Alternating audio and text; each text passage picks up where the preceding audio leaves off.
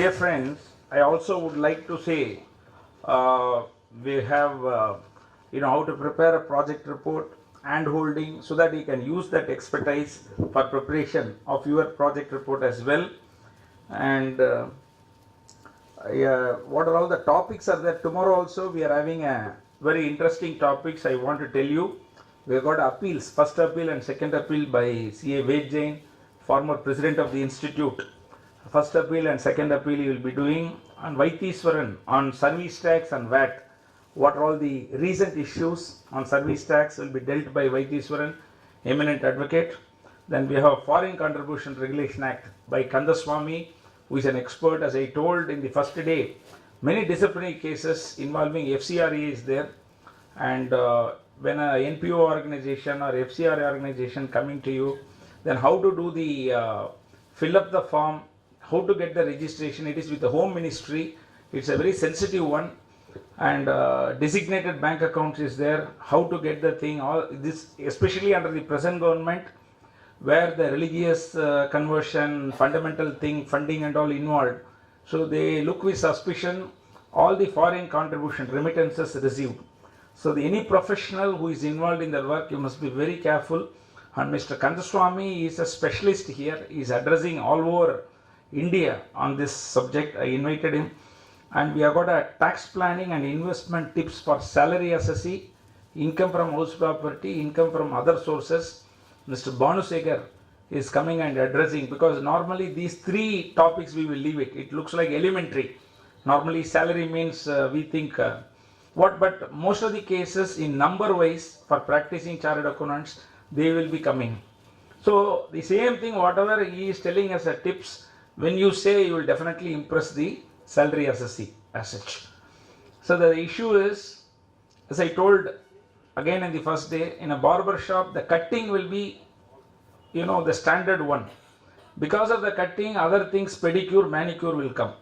If you don't do only that, people will not be there. So the moment salary assessee coming in large numbers, any sale of property, capital gains, investment, everything will come. That is where the cream lies as such. If you happen to be IAS, IPS, IRS, or any other position, minister, MLA, MP is coming, assuming that real computation, that is not a thing. You will wait for something drastically can happen so that you can get a bigger cream actually.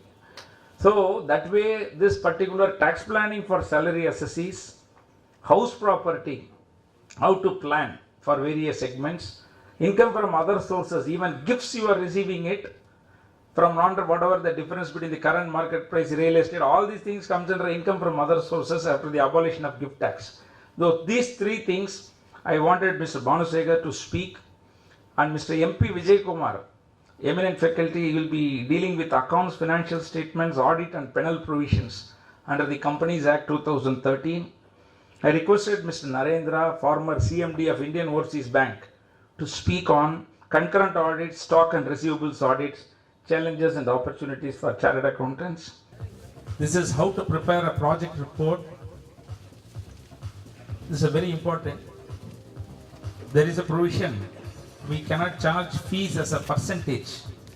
There is a specific provision is there. So through the advisory route, we can raise our bills. It's a win-win situation. That is when somebody is selling a house, we can recover our old dues, because when the liquidity is there.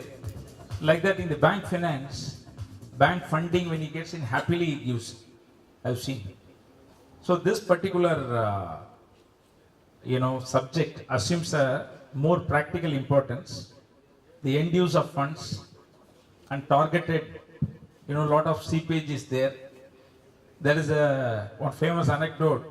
I myself told, our Indian minister went abroad. Our foreign minister has given a big party to our Indian minister.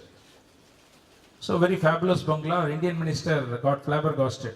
He asking him, how you constructed your bungalow? Very famous, very nice bungalow you have. Then the foreign minister said, he just opened the screen and he said, you are able to see the bridge? Yes.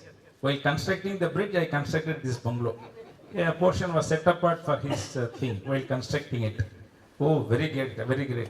The Indian minister hosted a dinner for that person. Then the foreign minister came. Our Indian minister bungalow also equally fabulous. So that chap got flabbergasted. He asked, how you constructed your bungalow? Then our minister said, open the screen. Are you able to see the bridge? No. Yes, in the name of constructing the bridge, I constructed this bungalow. This is a thing. That's why Caro, Macoro and all, physical verification of assets. Whether the asset itself is there, leave alone matching concept, only necessarily exclusively incurred in earning the income, revenue recognition, leave everything. First asset is there. The auditor has to say, physically I verified, commensurate with the size of the company, whether asset is there. One CBI raid, one CBI case was there against a company in Chennai. It's a very, where the asset itself is not there. And they claimed 100% depreciation just like a revenue. And they could not show, there was some addition was there. So the question is assets existence.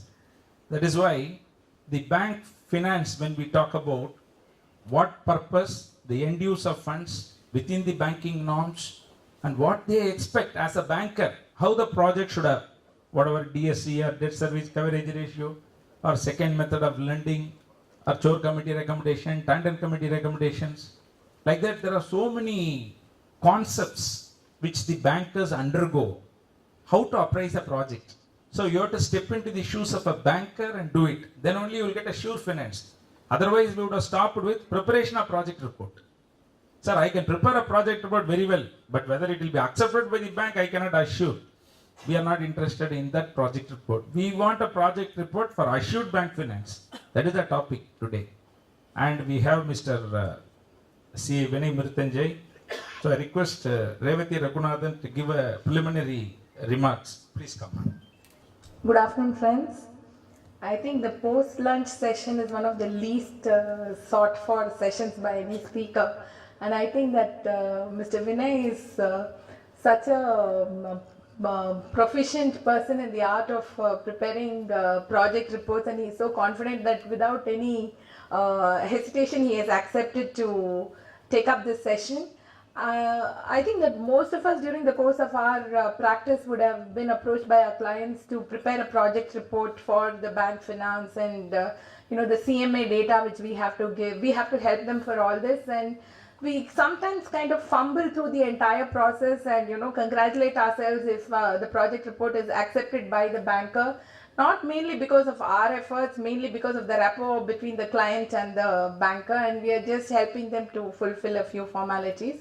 That is in some of the instances. I think he will help us through from the basics till the end point, how we can assure our client of a successful bank finance for his project without any feelings of misgivings among ourselves about having not met up to our professional standards. He will be taking us through how to do the project, the briefing of the project, and then the financials, the provisionals, and the profit and loss statement and the cash flow statements, along with all the necessary ratio analysis, how we are going to do it, which will impress the banker with the client's projects. So over to Mr. Vinay. Thank you, Revathi Raghunathan. Mr. V. Murli, the Chairman of the CPE Committee of the Institute of Chartered Accountants of India, senior members of the profession present here, my professional colleagues, ladies and gentlemen.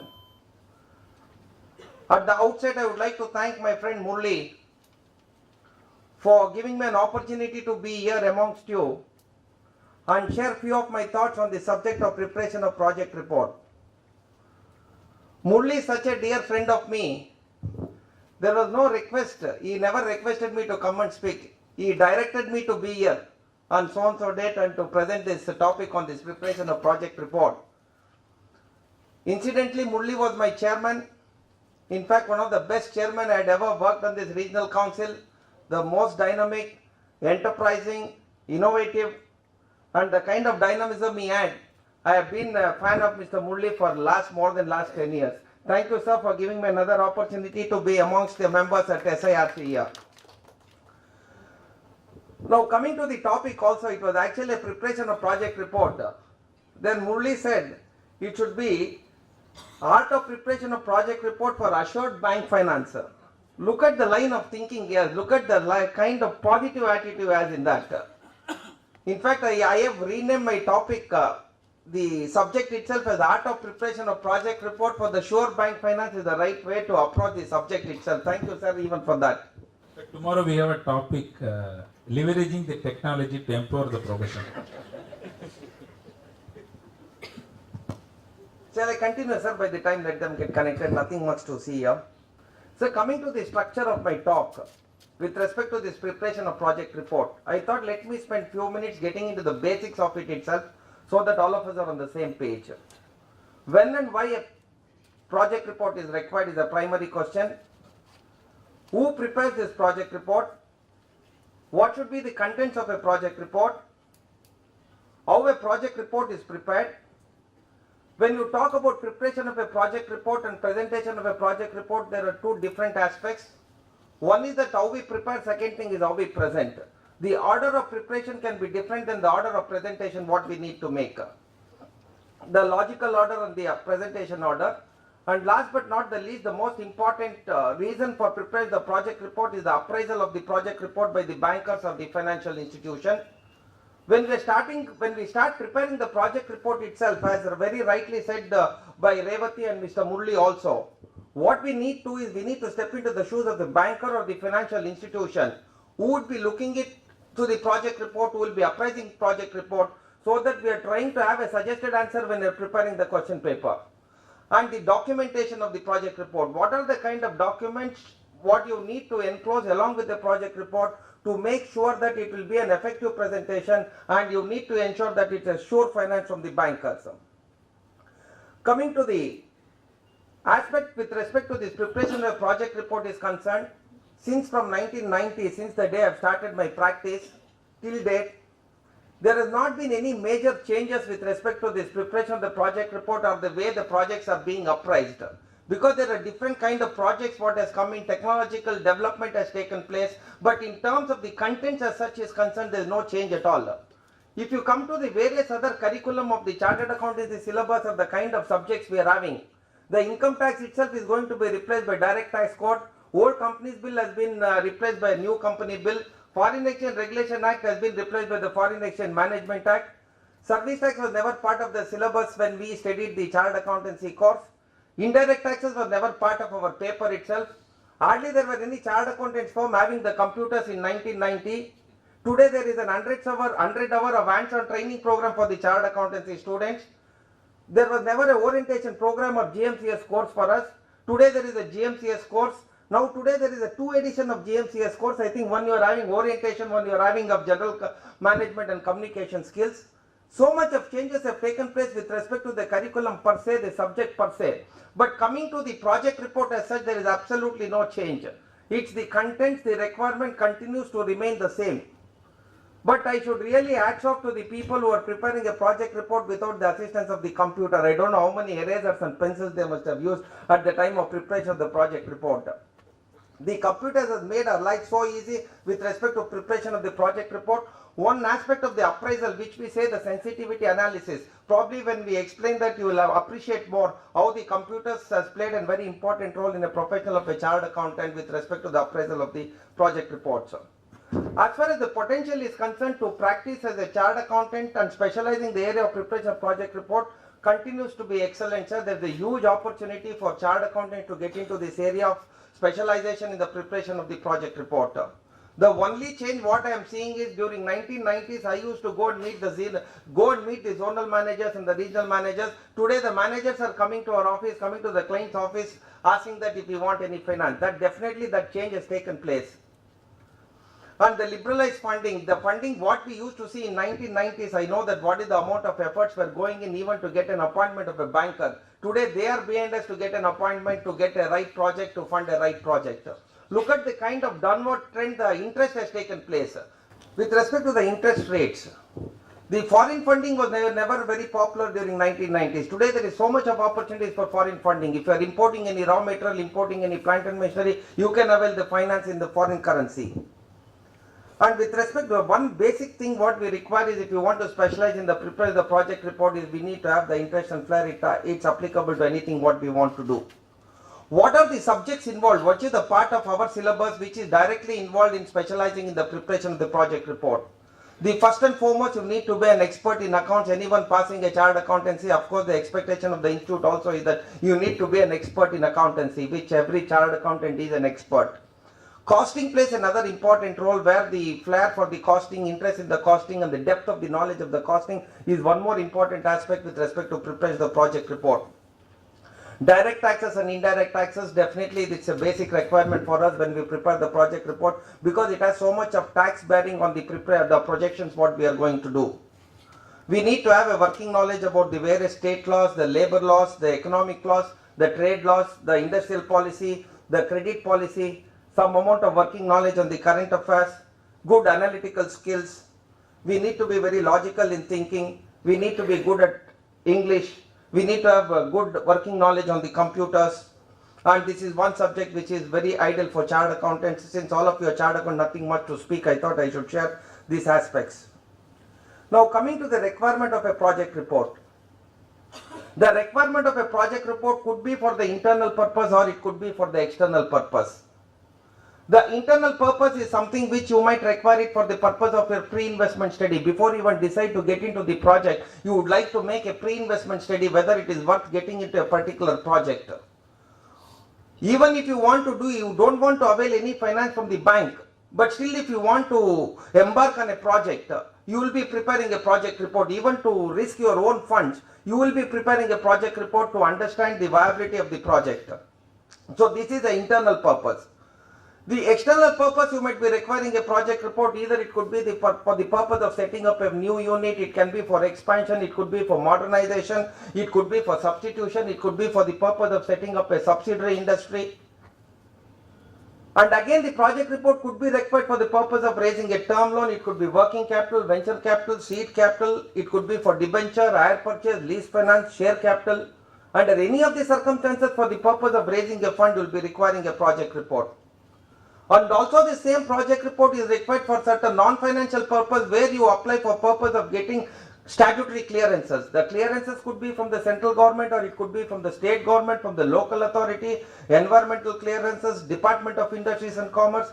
It could be from various other licensing authorities, the registrating authorities. So once you prepare a composite project report, that should take care for the purpose of getting the funding, for the purpose of pre-investment study to understand the risk of the financial involved, and also for the purpose of statutory requirement, for the purpose of raising the funds.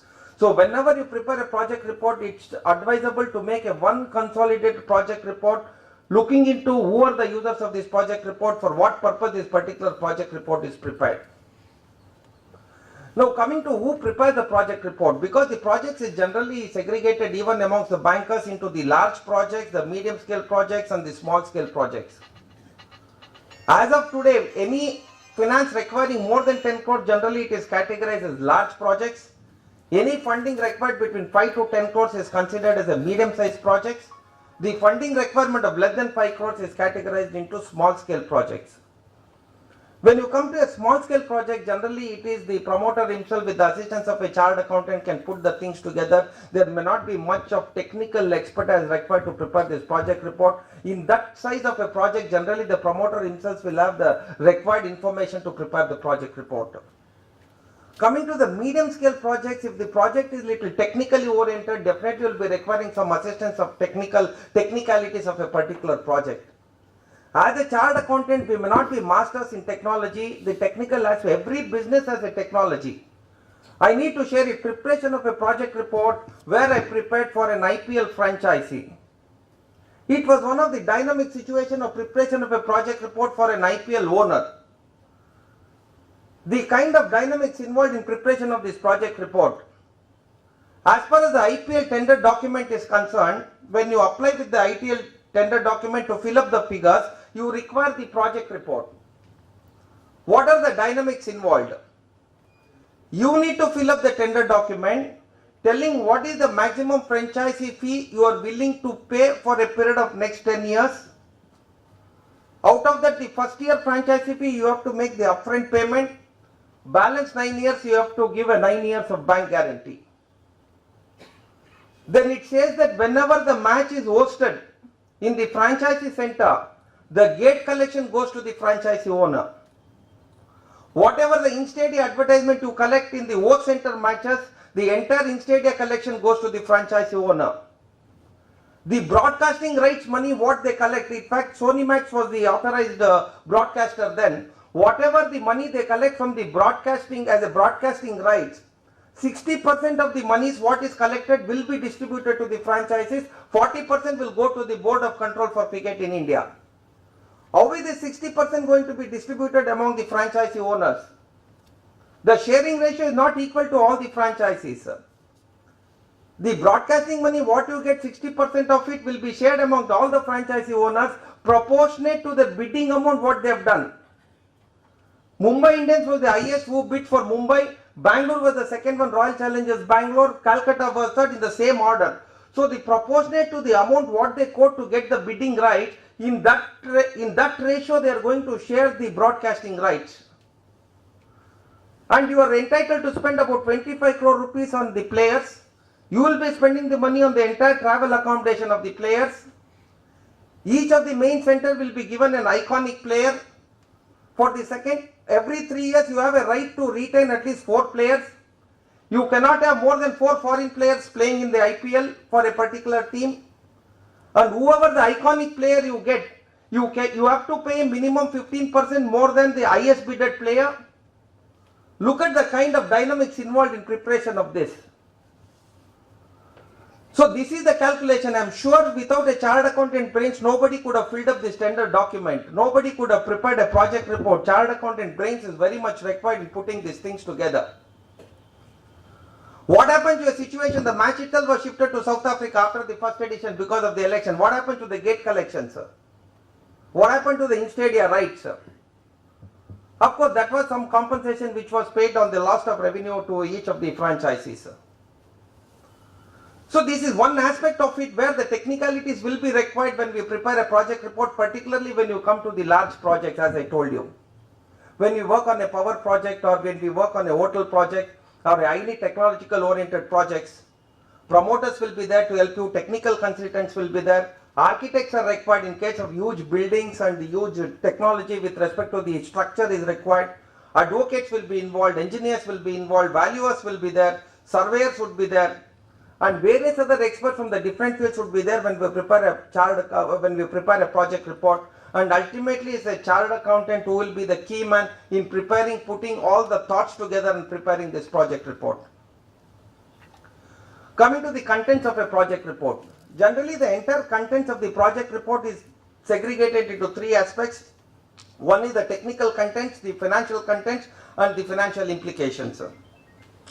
As far as the technical content is concerned, it's more of a theory in nature where we put it in form of an English and try to give the details about a particular project of a technical aspects. Financial aspects, nothing much to share with the chartered accountants. We have the projected balance sheet, profit loss account, the cash flow statement, the debt service coverage ratio. Then coming to the financial implications. Whenever you prepare a project report, put some figures together. The person who is reading the project report, even the banker, the first thing he'll be reading is the financial implications only. To give you an example that when you prepare a project report, first and foremost, for how many years generally we prepare a project report? 8 years. This debate can go on, we will not come to a conclusion. Generally the project report, the expectation of the banker is to be prepared until the currency of the term loans. For the purpose of working capital, minimum they look at a period of 3 years. And in case of large projects, it is going to be a period of 8 years, depending on each situation. And coming to the one more aspect of it is, when you prepare a project report, let us assume you are preparing for 8 years. And also let us take an example that now we are going to prepare a project report for the purpose. See, the project report can be either for manufacturing, for trading, or it could be for exports, it could be for imports, it can be for any activity. It can be an amusement park, it will be setting up of an hotel. So let us assume that we have the more dynamics in preparation of a project report for a manufacturing sector. Let us assume that we are going to discuss about the preparation of a project report for a manufacturing unit. Let us assume manufacturing of the garments. So when you prepare a project report, let us assume for a manufacturing unit, you prepare a project report for 8 years, let us assume we are manufacturer of jackets. Let us assume we are manufacturer of jackets. When I assess a value for the sales, let us assume that I am going to sell 100 jackets in a year at 100 rupees, whatever the value you get. When I prepare for 8 years, the selling price, should you take the same for all the 8 years for the jackets, or should I take an increased value to the sales? Let us assume I am selling a jacket at 100 rupees in the first year. For the 8th year, what price should I take when I prepare a project report? Should I take the same 100 rupees, or year on year I need to increase by 5%, year on year I increase by 10%? What do you think the value I should take the sale price of a jacket in the 5th year or 8th year? It should increase by 10%.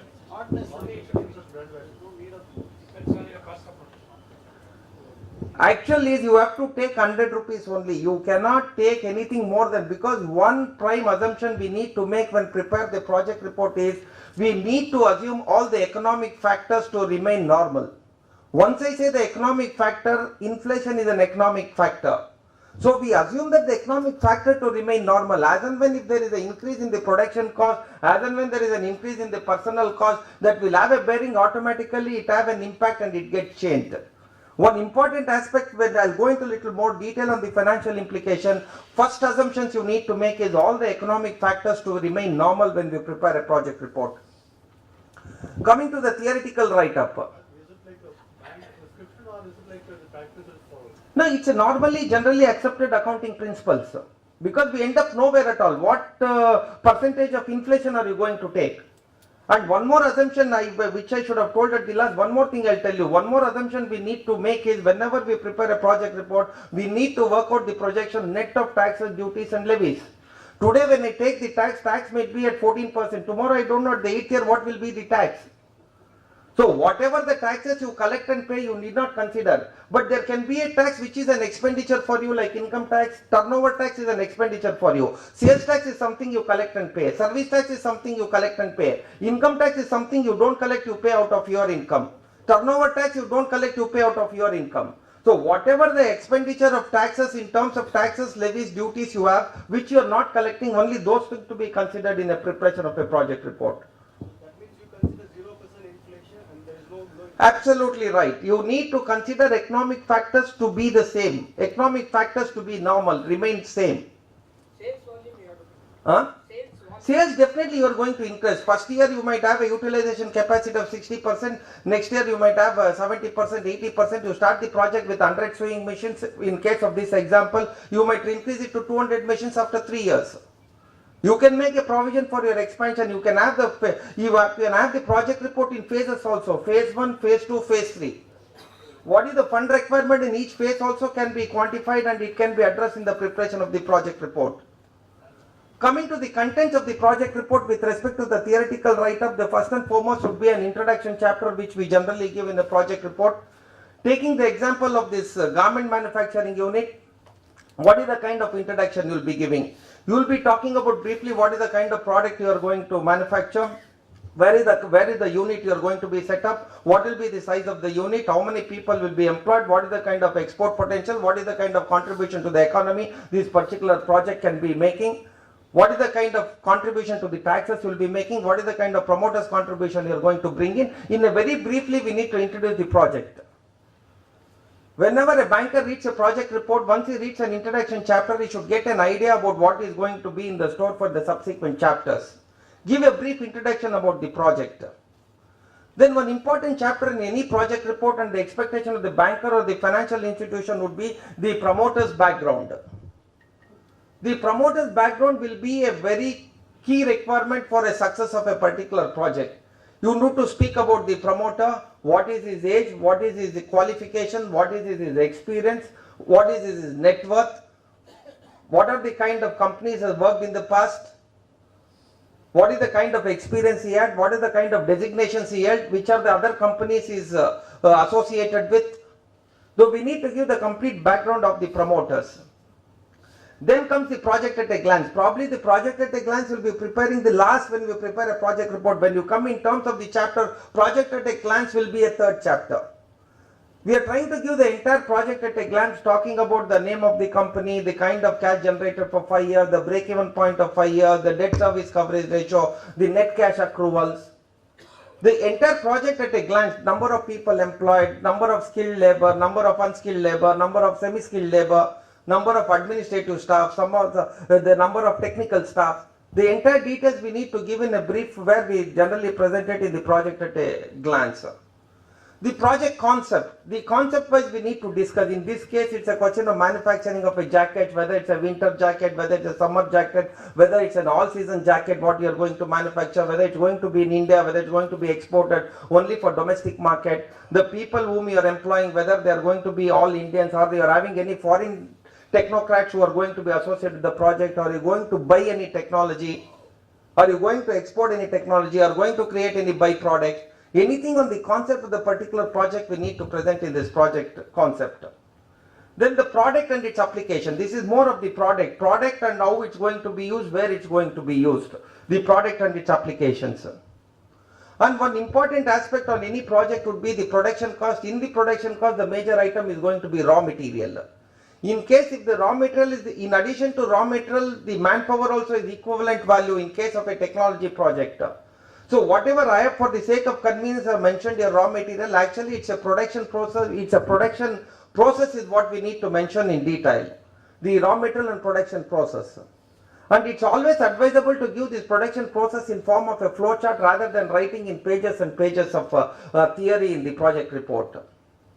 If I have to give an example with respect to preparation of a project report for manufacturing of the jackets, what I said, what would be the typical process? You are going to place the order for the fabric is going to come in the rolls, the fabric is going to be cut into the pieces, then it's going to be designed, then it goes for stitching, after stitching it will go for buttoning, after buttoning it will go for ironing, after ironing it will go for folding, after folding it will be going for packing, after packing individual boxes, then in the carton. So entire thing, how much you write will be of no sense. You put it in a form of a manufacturing process flow chart. So and also it's very easy for me to tell a manufacturer of jacket. There can be a unit which is manufacturing number of products and number of byproducts. So it becomes more easier to give it in form of a flow chart. Then the infrastructure. This without infrastructure, no project can be ever successful at all. The infrastructure is something which any project would require. We need to give a complete details with respect to the infrastructure. What is the requirement for a particular project? Whether you require the land, you require the building, what is the kind of building, the quality of building, whether you require the staff quarters. For production, you require a separate building, you require the godowns, you require the showrooms. For administration, you require a separate building. For quality control, you require a separate building. For production, it could be separate. So what is the total requirement of infrastructure we need to mention, and also it would include the plant and machinery, the other fixed assets, whatever required for the purpose of setting up the unit. Then is the implementation schedule. Implementation schedule, part of our curriculum, all of us know that's so important as far as the implementation schedule is concerned, where we have the program evaluation review technique and the critical path method, both has to be demonstrated in the project report. Because the project implementation is the one area where most of the bankers are unhappy, where the projects have not been successfully implemented in the time frame what they have given in the project report. Every delay in a particular project is going to cost huge sums of money, it's going to have a negative impact on the project, interest obligation would be there, the cost will be going up, cost overrun will be there, inflation will be there. So project implementation is something which will be very closely looking to by any banker, particularly in case of a large project. Lot of importance is there with respect to this implementation schedule in working out the details of the implementation schedule. Lot of times, most of the entrepreneurs, lot of promoters are in anxiety to get the loan, they are in a great hurry to start the project. They always push you to put you a shorter implementation period. We as professionals definitely need to look into and make provision for various vagaries, various unscheduled circumstances.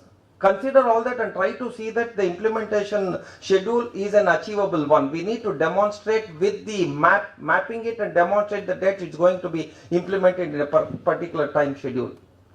Then clearances and approvals. What are the kind of clearances and approvals are required for a project? In case of a hotel, there can be different clearances. In case of an amusement park, it's a different clearances. In case of a real estate project, different clearances. In case of a garment manufacturing unit, it will be different clearances. Whatever statutory clearances are required, either you would have got the approval, or second thing, you need to mention how easy to get these approvals. What are the norms for getting these particular approvals? We need to ensure that we are not violating any of the norms which is prescribed. Once you are not violating any of the norms, automatically you will be getting the approval. We'll be dealing that at length as and when I go to that particular topic in detail. With respect to the financial projections, I don't think anything is much to be discussed on this. All of us are masters in accounts. All of know what this accounts is. The cost, yeah. Different technical feasibility and risks are I'll come to that, sir. I'm having that. I'll come to that. I'm still in project contents of the project report. Then I'll go to the appraisal. We'll discuss at length about the appraisal. There you will get all the appraisal of the project. The cost of the project and the means of the finance, the cost is the total cost need to be taken including the margin money for the working capital, because what is the total requirement of funds required to start a project. So entire cost has to be capitalized. Wherever wherever you are going to import a machinery, wherever you envisage the expenditure to be in foreign currency, you need to indicate it separately. And always it is a globally accepted currency is the US dollars. Whenever foreign currency is there, irrespective of whichever country you are taking, it's always addressed in US dollars, because globally accepted currency today is US dollars. Then we have the projected balance sheet, the projected profit loss account, the projected cash flow and fund flow statement. We need to prepare separate break-even analysis. When we prepare the break-even analysis, always we need to show the break-even analysis with respect to product in terms of quantity, in terms of values, in terms of percentage of the utilization capacity, percentage of the installed capacity. Then debt service coverage ratio, computation of working capital, the capacity particulars, internal rate of return. These are the financial statements what we'll be giving. I am not going to spend much time on this. When we come to the open house session, anything is there, I can take up on that. And coming to this financial implication, what is the kind of information we need to give for a person, user of the project report, to relate how a particular figures have come up on the projections. One is with respect to the capacity particulars. Let us assume that you are a garment manufacturing unit. How do you assume how many jackets you are going to manufacture for a year? We have to go by the capacity particulars. If you are going to have 100 machines and each machine can stitch 6 jackets per day, and if you are working for 300 days, 100 into 6 into 300 will be the total jackets what you are going to manufacture in a year. That is going to be an installed capacity. If the person is working in 100% efficiency, there is no power failure, there is no machinery breakdown. Under the normal circumstance, that is the maximum installed capacity you are having. Then you work out the utilization capacity, to what extent you are going to get it. And these capacities, that whatever we are talking of, actually three capacities should be there. One is the license capacity, second is the installed capacity, third thing is the utilized capacity. At no point of time my installed capacity can be more than the license capacity. At no point of time the utilization can be more than the installed capacity. Of course, you are working in multiple shifts. My utilization capacity can be more than the installed capacity when you take to the one shift, and if I am working on a multiple shifts.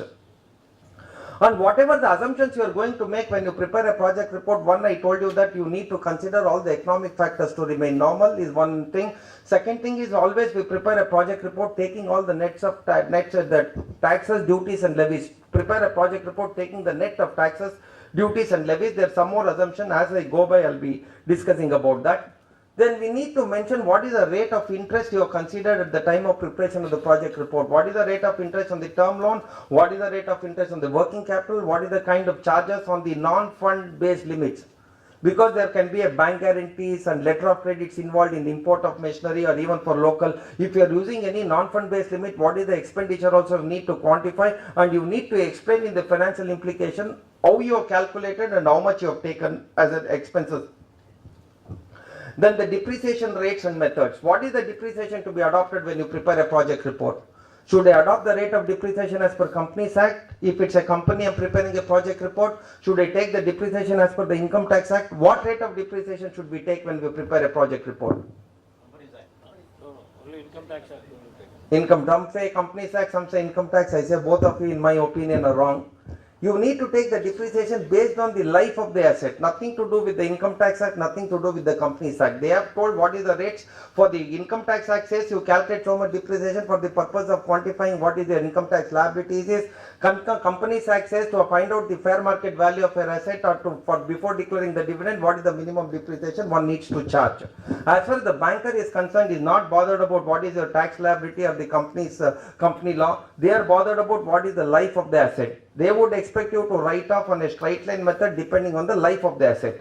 Of course, when you're quantifying, let us assume you prepare a profit loss account after taking the depreciation based on the life of the asset. To compute the income tax, you add back the depreciation, calculate different income tax, you need to compute the income tax liability. Similarly, add back that, take the depreciation as per company law, arrive at what is the depreciation as per the provisions of the company law. Otherwise, it becomes too duplicated. After you submit the project report, it tells you, sir, you calculate like this. Again, it's a whole exercise for you. You take it based on the life of the asset, or best thing, you assume the life of the asset to be in tune with the Income Tax Act and provide the depreciation as per Income Tax Act. But your argument should hold good whatever the rate you are depreciating based on the life of the asset. Sir, company law strictly takes with the various aspects. As far as the banker is concerned, they strictly go by what is the life of a particular. Assuming you are preparing a project report for an amusement park. I'm just telling you, I am putting up an amusement park for a 3 months during my winter vacation or during my summer vacation. The life ends to that project itself. But it just for the, what is the mindset of the banker, I'm just trying to, I'm not getting into the technicalities of the right or wrong, sir. Then coming to the selling price, as I told you, the selling price would remain the same even you prepare the project report for 8 years, because we are considering the economic factors to remain normal. The selling price will be the same unless and until you want to consider the inflation, which generally we don't do it. Economic factors considered to be same. Then debtors, creditors, inventory expenditure period is something which, for the purpose of calculating the working capital requirement, we need to take what is the amount of debtors and what is your other current assets, and less with the current liabilities and the sundry creditors. The balance what you get is going to be the working capital requirement. On that, margin money will be 25% generally we take. That margin money will form part of the cost of the project, because I am going to bring in what is my total cost plus 25% margin money. On that, we are going to work out the debt equity ratio. And the basis of the estimates, whenever you prepare the estimates, you need to always mention on what basis you prepared these estimates. In case of a building, whether you have taken the calculation from the architect, or you have taken the current construction price, or in case if you are importing a machinery, whether you have a quotation on it, whether you don't have a quotation, whether you have estimated, or you have gone by the price which you bought earlier, or any of your associate company bought a particular measure, whether you have taken that price. Whatever the figures you are going to give in the project report, you need to justify how that particular figure has come in, the estimates. Then the moratorium period, if any. The moratorium period is where the holiday period, as and when you start the project, is not possible for us to start paying the repayment. Until you start the commercial operations is concerned, there will not be payment of interest. Even the interest is there, it will form part of the pre-operative expenses, get capitalized. After you start the commercial operation also, there can be an holiday for the repayment of the principal, and the principal repayment can start after 12 months, 18 months, depending on the project, depending on the bank and the financial institution. That is something which we need to consider when we prepare the project report. And most important aspect is with respect to this employee benefits, we need to consider when we prepare the project report, whatever the total salaries of a particular employee. To that we need to add the ESI, PF and other employee benefits as per the labor laws. We need to add that, make provision for the bonus, gratuity, whatever required, because that is something which today human resources valuation is looked very much in a much broader manner by the banks. We need to have the complete calculation with respect to the human power expenses. Then what are the other additional details we'll be giving in a project report with respect to the financial statements? One main financial statements I told you with respect to the balance sheet, the profit loss account, cash flow, DSCR, debt equity ratio. This is with respect to the additional information in form of schedules what generally form part of the project report. The details of the fixed assets, we need to give the complete details, the advances and deposits, preliminary pre-operative expenses, the production overheads, the personal overheads, the administration overheads, the selling expenses, the financial expenses, the depreciation, the repayment of the term loan, computation of the income tax, the details of the inventories and contingencies. There are certain dynamics involved in few aspects of it. I'll go to that in detail when I go to the next chapter. Now coming to the appraisal of a project report. What is this appraisal? The appraisal can be technical feasibility, financial viability and socio-economic feasibility.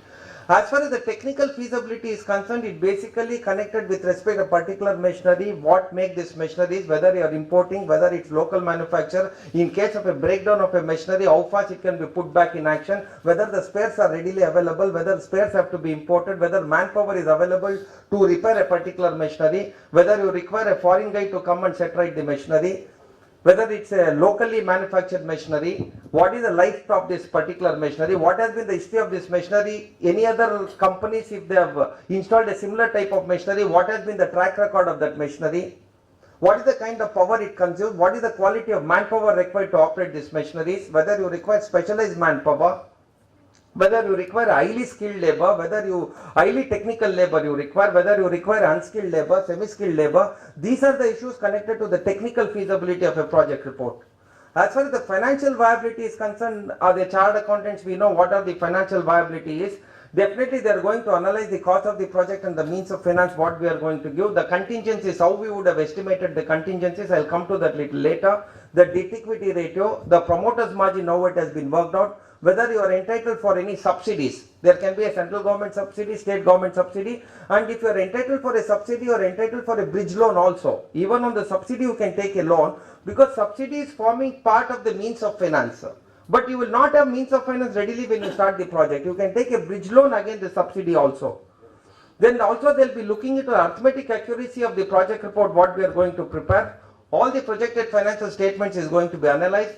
The debt service coverage ratio is going to be looked into. Profitability ratio and liquidity ratio will be two important aspects, because when they do the sensitivity analysis, your profitability ratio has to withstand that. Then the return on investment, the break-even analysis, the internal rate of return, project working capital ratio, current ratio, and the documentation what we give, all this will form part of the financial viability. The critical aspects of it, I'll come back to that later in the subsequent chapters. Coming to the socio-economic feasibility, there has got nothing to do the kind of machinery you are using, it's nothing to do with respect to the kind of financial results you are going to give. It is something, the country as a whole, what is the contribution of this particular project to the country, what is the kind of foreign exchange you can earn, what is the kind of employment opportunities you can create, what is the kind of economic contribution this project can make to the society, what is the amount of taxes you will be contributing. So these are the socio-economic, because the more socio-economic feasibility you have, because whenever the project report is appraised, when it goes to the board meeting at a board level it goes, one important aspect will be the socio-economic feasibility of a particular project, where they would discuss country as a whole, society as a whole, what is the benefit from this particular project being implemented. If a bank funding a particular project, what will be the society at large is going to be benefited by this project, which we call it as socio-economic feasibility.